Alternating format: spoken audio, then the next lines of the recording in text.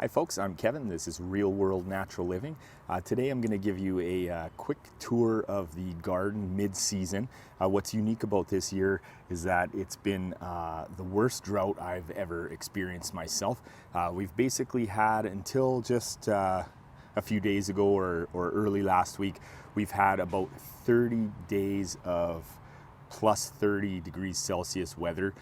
Most of the days were like that, sunny, no rain. I had put up a rain bucket. It took about a month before I got any rain in it. So I thought it'd be interesting to take a tour and see how everything is looking. That way you can have a look to see what it looks like in the drought. Maybe you're having the same problem. Maybe you can give me some advice. So yeah, we're gonna start out in the front yard and finish off in the back.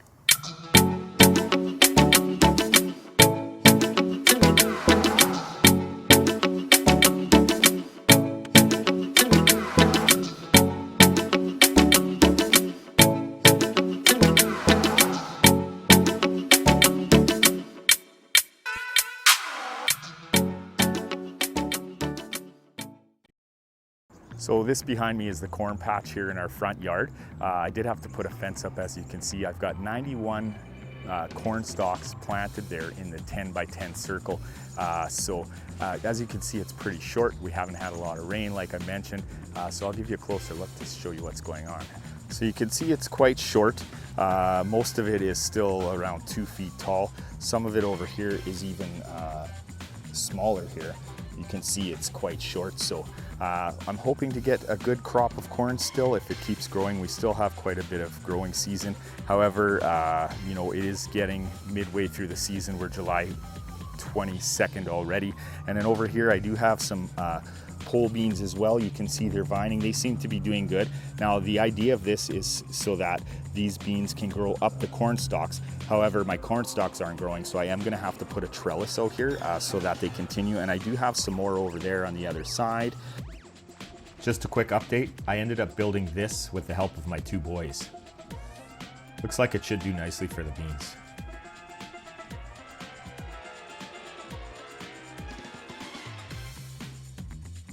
And then down here I do have some zucchini plants as well.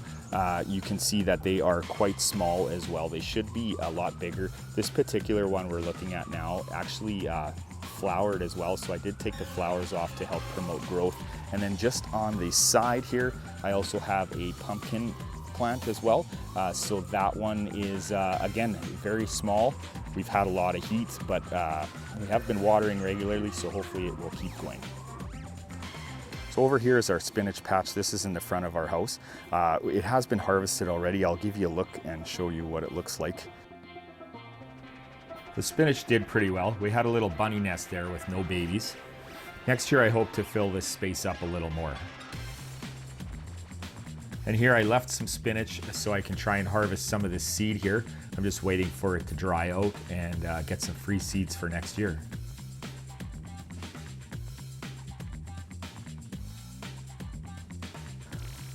Over here, this is our little dill patch. What happened is we put a one dill plant down here. It was dead and we just put it down here and forgot about it, and we got quite a lot of dill here, but that's good. We're going to dry it out over the winter and use it. So it's also attracted some butterflies, so that's been really nice as well. I should mention too, in the spinach patch, I am going to weed the rest of this out, and then I'm going to put in another crop yet, whether it be more spinach, some broccoli, or maybe some carrots, just to get a fall crop as well. And then this is the marigolds. We've put a number of these around the yard just to attract some pollinators and everything. And actually with this one I may end up putting some cilantro around here just to grow some of that as well and use the space. And this one over here in the front of our house, this is our leaf lettuce. So you can see it's kind of starting to look a little sad now. It's produced a lot of leaf lettuce for us. Some of it's still growing, so we're going to use as much as we can of it. So So this here is actually our spinach. This is also in front of the house. Gets about half a day of sun. Now I have it covered up with this netting here because in Manitoba we get these little flea beetles. They're little black beetles, and they just can infest your brassicas and just chew them down to nothing. Also with the drought, with the extreme drought we've had this year, the grasshoppers are out in full force as well. So, but we've done really good. We've got a really good harvest so far, and it's still going. We've got some for winter as well in that we've frozen. We're going to use for juices, smoothies, and for cooking as well. So I'll just uncover this and give you a quick look. So there's a tiger lily, but you can see the kale is still going. We did use some hay just to keep the moisture in the ground, and the half-day sun here seems to be really good. We've got a lot of kale, and we're really happy because we're going to have some over the winter. Behind me here is my new rain barrel system. I've got 2 new rain barrels, and I replaced the old one that I did have. So I'm hoping to collect a little more water during the drought, although this just filled up this week. Other than that, it was empty for a month. I set it up and I just got no water. So you can see here that it comes down the house, drains into the bucket. I do have a lid I'm working on for that. And then this is a cam lock system. So I'm able to unhook this in the winter. I can roll up the hose and store this all the way. And then the hose goes down to the tree there to feed some water. You don't see too many military copters around. With the drought being so bad, they came in to help us with all the wildfires. Pretty thankful for that. So this is on the side of the house. This is a new growing area for us. We decided that we would do some bucket growing here just to kind of take advantage of the space. So here you can see I've got some tomatoes, and then I also have a pepper, and then in the back I have some broccoli as well. That's covered up again for the same reason as the kale, so it doesn't get eaten. So I'll give you a closer look of all this stuff too and see what you think. So here's the tomatoes. They have started fruiting, which is really good. They are small, but I'm hopeful to get quite a few tomatoes this year. You can see in the bucket, I also put some mulch in there as well, and that's just to kind of keep the moisture in the bucket and so that we don't get a lot of evaporation during this drought. This is the banana pepper plant. It's doing really well. It's not flowering yet, although I do think I see some flowers starting perhaps. So I'm really looking forward to that. I've never done banana peppers before. And then here is some tomatoes. You can see that there is some flowering going on. No tomatoes on these ones. Oh, there is actually some small ones. But overall, these the buckets seem to be doing really good. Over here I have my broccoli. I'll just give this a quick uncover and show you what's going on in there. So that's what the broccoli is looking like. You can see it's doing really good. One of my concerns is that it is tall and I'm not getting any fruit yet. It is still leafing. This may be too hot of an area. The netting does provide some shade, but I may have to move it to a place where it gets a little more shade. So one of the things I really liked about the bucket planting during the drought is that I've really been able to regulate the moisture levels. As you can see, everything's growing pretty good, and there is the moisture in there. I don't know if you can see this or not, but the moisture, there is quite a bit of moisture in there in this soil. So I'm really happy with it, how everything turned out, and I think I'll be doing more bucket gardening in the future as well. This is my other rain barrel setup here. You can see the hose goes down into the yard, and on both of them too, I did put a tap on it as well, a spigot, just so I can put the bucket underneath if I want to, or a lot of times I just dip it in because it's a lot quicker. But it's really good because I'm able to roll this up when there's no rain. I can roll it up and I can just leave it on top of the barrel, and then it frees up the yard. So this is our strawberry patch. I did show this in another video as well, but as you can see, it opens. I designed this. I did put some caging all around it and everything just to keep the squirrels and birds and stuff out, because we found they were in there a lot. So the strawberries are doing really well. They have produced quite a bit for us. They started very early. Right now they haven't been producing too much, but you can see that they are starting to flower again. They are also running as well. You can see all all the red runners and stuff. Now, we started out with 6 plants in this whole thing here, and now we're up to however many this is. This side has not produced as well for us as far as plants go, but there are lots of runners around, so we're hoping that this is going to spread out nicely and we'll have all that many more strawberries. These are ever-bearing strawberries, so they kind of grow all year instead of in one crop. So this is our apple tree.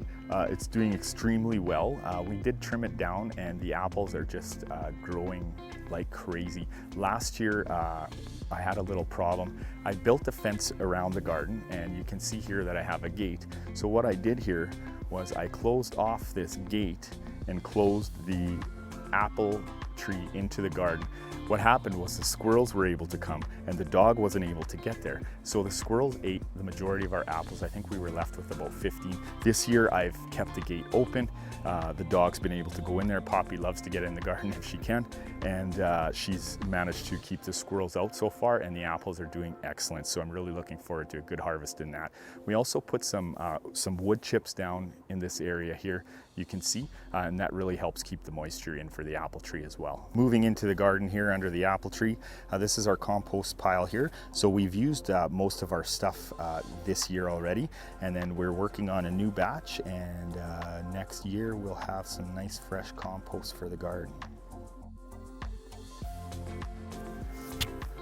So here we are. So this area here is pepper paradise, and it's not a paradise at all. You can see our pepper plants have been getting eaten by something, and they're just not growing.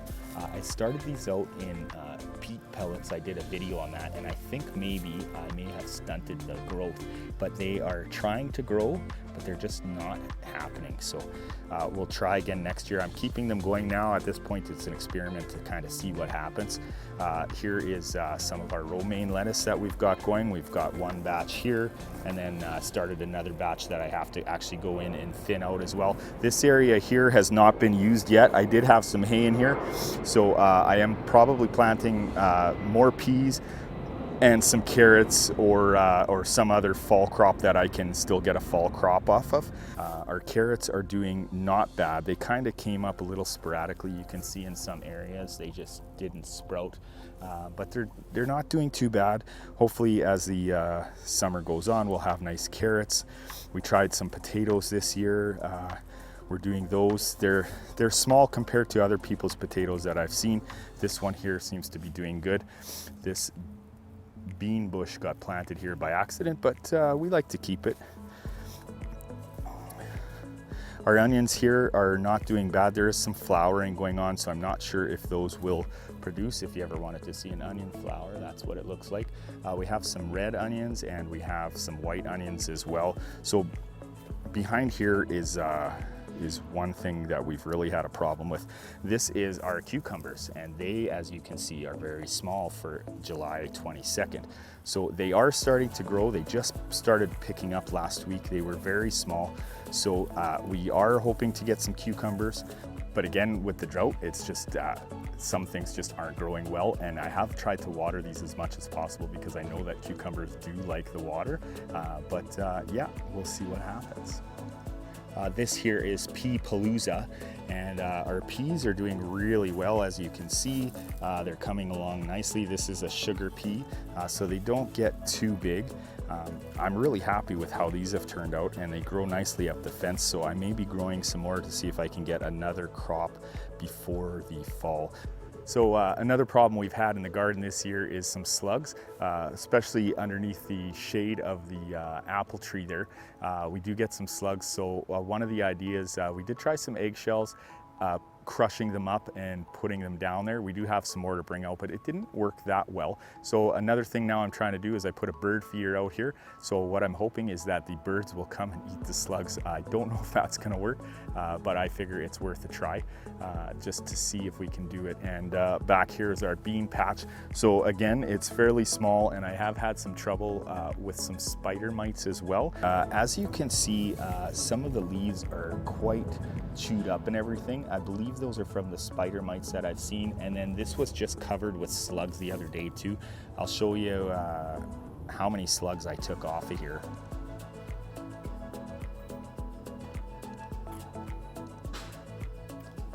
The good thing is that we are actually starting to see some bean growth, some flowering and such, so I'm really happy about that, and we should get a half decent crop. And with our bush beans as well, with our pole beans as well, we should get quite a few beans in there. You can see something's been in that bean already, and there's little Mr. Scarecrow. So that's the mid-season update on the garden. I thought it would be interesting to maybe do a post about how it's looking during a year of drought, and it's been a really bad drought. Again, it's July 22nd, so things aren't progressing as fast as they normally do. However, they are coming along, and I'm still hopeful that maybe we'll get a little extra growing season with a little bit of warm weather towards the fall time. So yeah, that's it. I hope you found it interesting.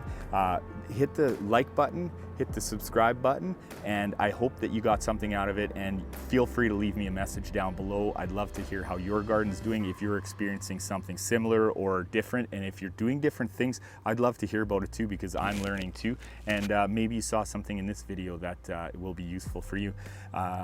Remember folks, take care of yourself, and I'll see you in the next video.